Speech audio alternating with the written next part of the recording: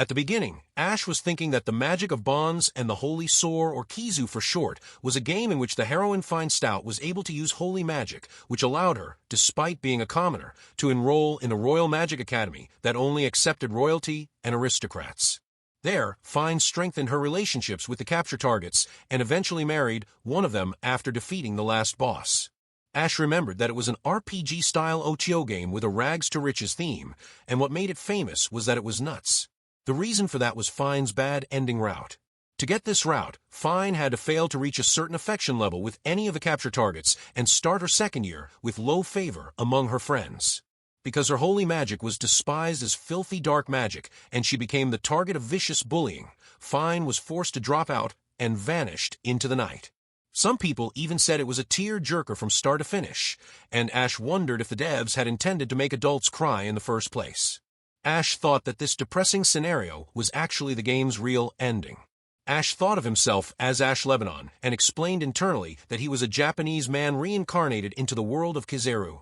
One day after he turned 10, Ash was flipping through maps and reference books for his future dungeon delving. While looking at one of the books, Ash muttered to himself that he wanted to explore that dungeon someday, and that this was what the monsters looked like. As he stared at the picture, he noted that the creature's weakness was water, but then added that, in reality, physical attacks were the easiest way to defeat it. Ash sat there wondering why he knew these things.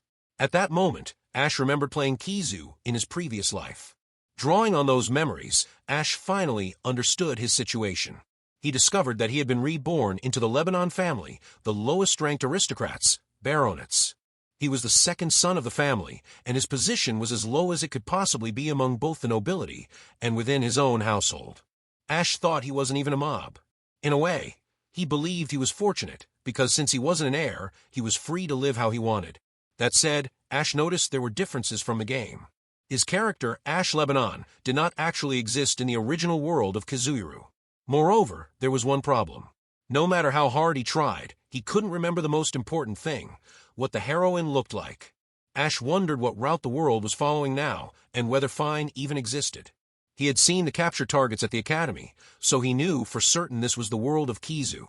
Then it was raining, and Ash was walking with an umbrella while thinking that he might as well take a shortcut to the dorm.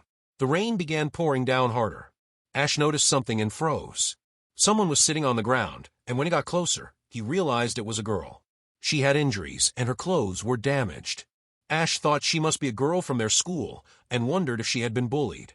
Ash told her that if she stayed there any longer, she would catch a cold. Fine told Ash not to get involved with her, and said that she liked sitting there. Ash sighed, took off his blazer, and handed it to Fine along with his umbrella, telling her to take it.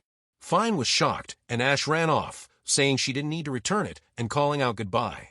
The scene then shifted and a house appeared. Ash was lying on his bed, thinking that he had really done it. No matter how much he trained, his immune strength never increased. Ash thought that as long as he avoided causing trouble, he would still be able to graduate even if he had to take days off. Then someone knocked on his door, and Ash wondered who it could be, thinking classes should still be in session. Ash responded and asked who it was as he opened the door. Ash saw Fine, and Fine greeted him with a good day, calling him Mr. Ash and saying she had come to return his things. Ash was shocked and asked how she knew his name and even his dorm room.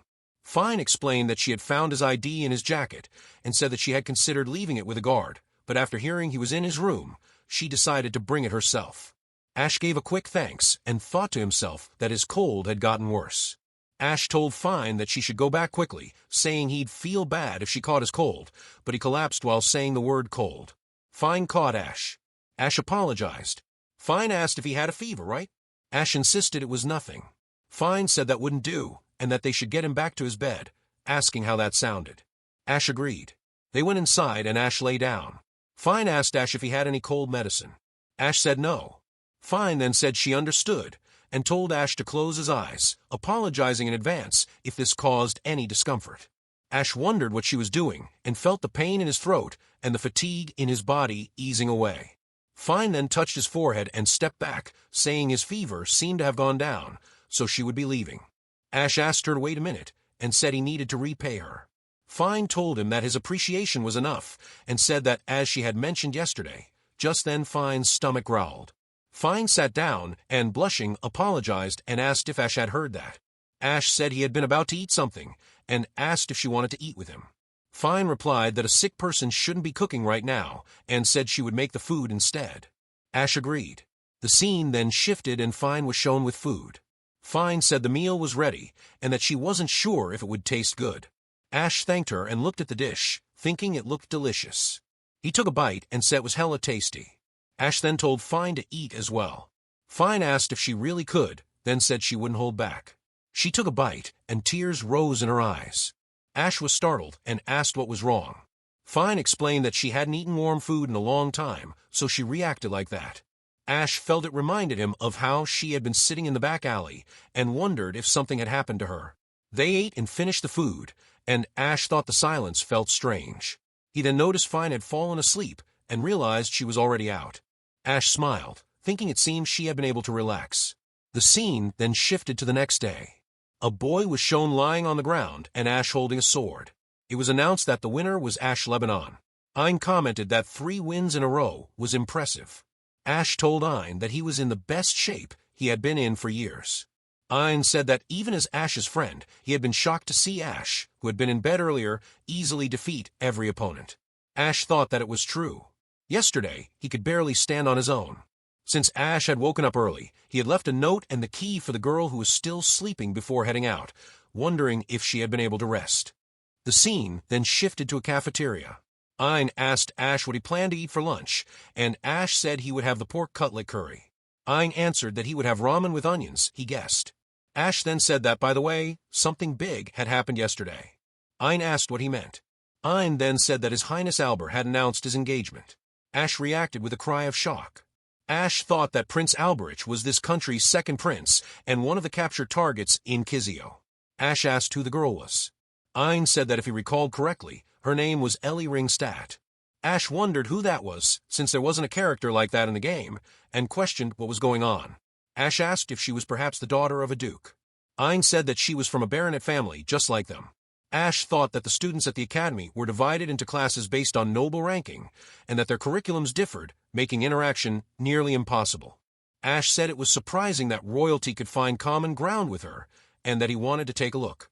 Ein said he heard that as soon as Ellie's engagement was announced, she was transferred to an upper rank class. Ash said that, but right then Ein pointed toward a table and told Ash to look. Ellie was shown telling Alberich that she had packed him a boxed sandwich that day and asking if he wanted a bite while holding sandwiches. Prince Alberich replied that of course he would, and that he would eat anything she cooked for him with a smile. Ein asked if that box wasn't from a school cafeteria. Ash said that it was, and that it was the cheapest one available. Then a plate full of food was shown, and Ash asked where they should sit. Ein said, "Let's see." Ash then spotted Fine, and thought that she had managed to get to school without any trouble. Ash asked Ein if he would mind sharing a table. Ein replied that he didn't care. They walked toward Fine. Then someone called out to her.